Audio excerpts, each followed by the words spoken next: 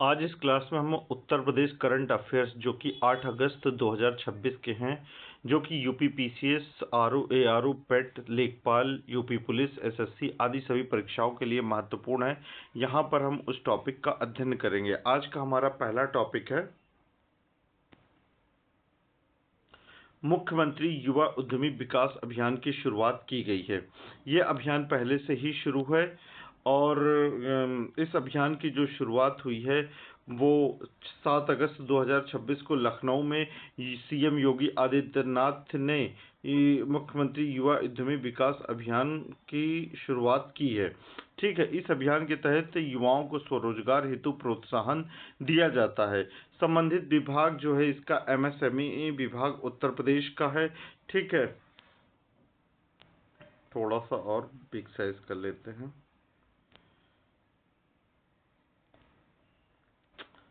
उद्देश्य इसका युवाओं को उद्यमिता के लिए प्रोत्साहित करना। लक्ष्य इसका क्या है? 5 वर्षों में 10 लाख युवाओं को लाभ देना है। सहायता इसका loan, training, mentorship, market support, ये सारा काम करना है। संबंधित विभाग जो है एमएसएमई विभाग उत्तर प्रदेश, इसका मुख्यालय लखनऊ में स्थित है। उत्तर प्रदेश एमएसएमई विभाग की स्थापना कब की गई थी? उत्तर प्रदेश एमएसएमई विभाग की स्थापना 2000 में की गई थी, सन 2000 में की गई थी और मुख्यालय इसका लखनऊ में है।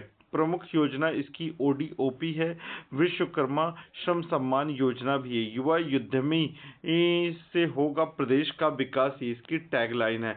आज का हमारा दूसरा टॉपिक है कि कन्या सुमंगला योजना जो कि 2019 में चालू की गई थी के तहत बड़ी वृद्धि की गई है। ये पहले भी की गई थी लेकिन इसको अब औपचारिक रूप से घोषित कर दिया गया है। 7 अगस्त 2026 को सरकार ने कन्या सुमंगला योजना की धनराशि में वृद्धि की घोषणा की है। अब लाभार्थियों को अधिक आर्थिक सहायता मिलेगी। इसका संबंधित विभाग जो है कन्या सुमंगला योजना का महिला कल्याण विभाग के द्वारा इसको ऑपरेट किया जाता है। कन्या सुमंगला योजना की जो शुरुआत है वो 2019 में की गई थी। इसका जो लाभ है बालिका के जन्म से विवाह तक कुल सहायता प्राप्त करना है।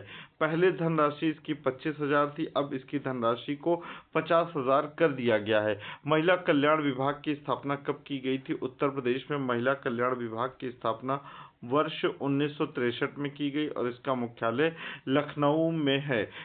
याद करने की जो सबसे इम्पोर्टेंट चीज़ है इसमें कन्या सुमंगला की जो राशि है वो 25,000 से बढ़ाकर 50,000 कर दी गई है। यह योजना केवल उत्तर प्रदेश की बालिकाओं के लिए है।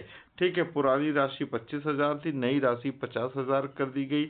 आरंभ इसका 2019 में किया गया था और महिला कल्याण विभाग के द्वारा किया जाता है जिसका मुख्यालय लखनऊ में स्थित है। आज का हमारा तीसरा टॉपिक है कि नोएडा इंटरनेशनल एयरपोर्ट का कार्य तेजी से। हमने कल भी पढ़ा था कि आकाश एयरलाइंस को उड़ान की अनुमति डीजीसीए के द्वारा दे दी गई है। नोएडा इंटरनेशनल एयरपोर्ट जो है जेवर गौतम बुद्ध नगर में स्थित है। ठीक है, बस और इसमें कुछ है नहीं।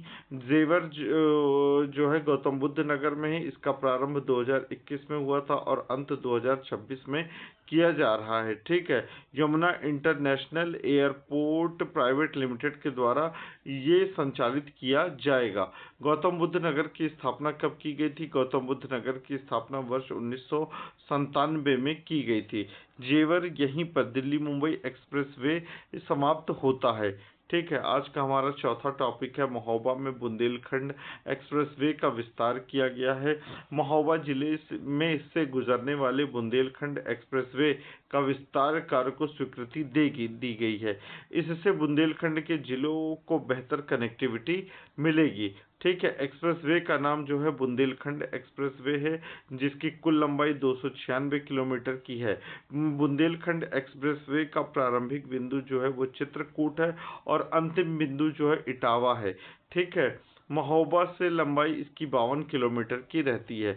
महोबा जिले की स्थापना कब की गई थी? महोबा जिले की स्थापना वर्ष 1995 में की गई थी। महोबा से गुजरने वाली प्रमुख नदी केन है। महोबा में पर्यटन स्थल जो है रानीपुर झरना है और महोबा का किला है। हमारा आज का पांचवा टॉपिक है कि वाराणसी में गंगा क्रूज सेवा का विस्तार किया गया है। वाराणसी में गंगा क्रूज सेवा का विस्तार किया गया है। अब पर्यटकों को नए रूट पर क्रूज सेवा मिलेगी। स्थान जो है इसका वो वाराणसी है। संबंधित विभाग पर्यटन विभाग उत्तर प्रदेश है। नया रूट वाराणसी से चुनार तक है। उद्देश्य पर्यटन को बढ़ावा देना है। वाराणसी है जो गंगा नदी के तट पर स्थित है।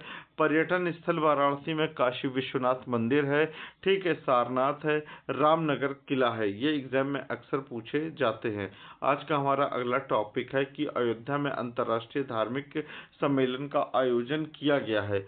अयोध्या में अंतर्राष्ट्रीय धार्मिक सम्मेलन का आयोजन 8 अगस्त 2026 को किया गया। ठीक है, इस सम्मेलन में कई देशों के प्रतिनिधियों ने भाग लिया है। ठीक है, स्थान अयोध्या फैजाबाद में इसे आयोजित किया गया। आयोजक विभाग इसका पर्यटन विभाग था। उद्देश्य धार्मिक पर्यटन को बढ़ावा देना है और प्रतिभागी 20+ देशों के प्रतिनिधि इसमें शामिल थे। अयोध्या जो है सरयू नदी के तट पर स्थित है। प्रमुख स्थल यहाँ पर राम जन्मभूमि और हनुमान गढ़ी है। आज का हमारा 7वां टॉपिक है, ललितपुर में रक्षा कॉरिडोर परियोजना को गति प्रदान की गई है। ठीक है, ललितपुर की रक्षा कॉरिडोर परियोजना के तहत नए औद्योगिक यूनिट की स्थापना के लिए MOU पर साइन किया गया है। ठीक है, स्थान इसका ललितपुर है। संबंधित योजना रक्षा कॉरिडोर है। प्रारंभ इसका 2020 में किया गया था रक्षा उत्पादन को बढ़ावा देने के लिए। ठीक है, ललितपुर जो है झांसी के दक्षिण में स्थित है। ललितपुर में प्रमुख स्थल जो है पन्ना पक्षी विहार। पन्ना पक्षी विहार कहाँ पर स्थित है? उत्तर प्रदेश के ललितपुर में स्थित है। ललितपुर से जो नदी गुजरती है वो नदी बेतवा है। रक्षा कॉरिडोर यूपी के 6 जिलों में विकसित हो रहा है। रक्षा कॉरिडोर उत्तर प्रदेश के कितने जिलों में विकसित हो रहा है? 6 जिलों में उत्तर प्रदेश के विकसित हो रहा है। कौन कौन से वो 6 जिले हैं ये भी हम देख लेते हैं। स्थान इसका ललितपुर है। योजना रक्षा कॉरिडोर है। ठीक है, इसकी शुरुआत वर्ष 2020 से की गई। नदी बेतवा है। मुख्य उद्देश्य रक्षा उत्पादन का है। हमारा आज का 8वां टॉपिक है कि गोरखपुर में मेडिकल कॉलेज का नया भवन जो है वो तैयार हो गया है और इसका उद्घाटन जो है 8 अगस्त 2026 को किया गया। स्थान गोरखपुर है। संबंधित विभाग चिकित्सा शिक्षा विभाग है। 500 बेड की क्षमता है इसमें और बेहतर स्वास्थ्य सुविधाएं इसमें मौजूद है। गोरखपुर जो है गंडक और राप्ती नदियों के बीच से संबंधित है। प्रमुख स्थल यहाँ पर गोरखनाथ मंदिर है। गोरखपुर मेडिकल जो है स्वास्थ्य सेवा में होगा अब बेहतर। स्थान गोरखपुर है। क्षमता इसकी 500 बेड की है। विभाग इसका चिकित्सा शिक्षा है। उद्घाटन 8 अगस्त 2026 को। प्रमुख स्थल इसका रामघाट और कादमगिरी ये गोरखपुर के प्रमुख स्थल है। हमारा 9 नंबर का जो आज का टॉपिक है करंट अफेयर्स का, वो चित्रकूट में पर्यटन सुविधाओं का विकास किया जा रहा है। चित्रकूट में पर्यटन सुविधाओं को और बेहतर बनाने के लिए नए प्रोजेक्ट की घोषणा की गई है। चित्रकूट धाम जो है वो चित्रकूट से संबंधित है। संबंधित विभाग इसका पर्यटन विभाग है। उद्देश्य इसका धार्मिक और इको टूरिज्म को बढ़ावा देना है। प्रमुख स्थल यहाँ पर रामघाट और कादमगिरी। रामघाट कादमगिरी जो है चित्रकूट में है, ना कि गोरखपुर में है। वहाँ गलत पढ़ गए थे। चित्रकूट जो है किस नदी के किनारे स्थित है? चित्रकूट जो है मंदाकिनी नदी के किनारे स्थित है। वन्य जीव अभ्यारण्य चित्रकूट है और निकटवर्ती राज्य चित्रकूट का मध्य प्रदेश है। चित्रकूट और मध्य प्रदेश की सीमा के पास है। चित्रकूट उत्तर प्रदेश और मध्य प्रदेश की सीमा के पास है। स्थान चित्रकूट है। नदी यहाँ पर मंदाकिनी है। ठीक है, विभाग पर्यटन है। पर्यटन उद्देश्य पर्यटन को बढ़ावा देना। प्रमुख स्थल चित्रकूट में रामघाट और कामतगिरी है।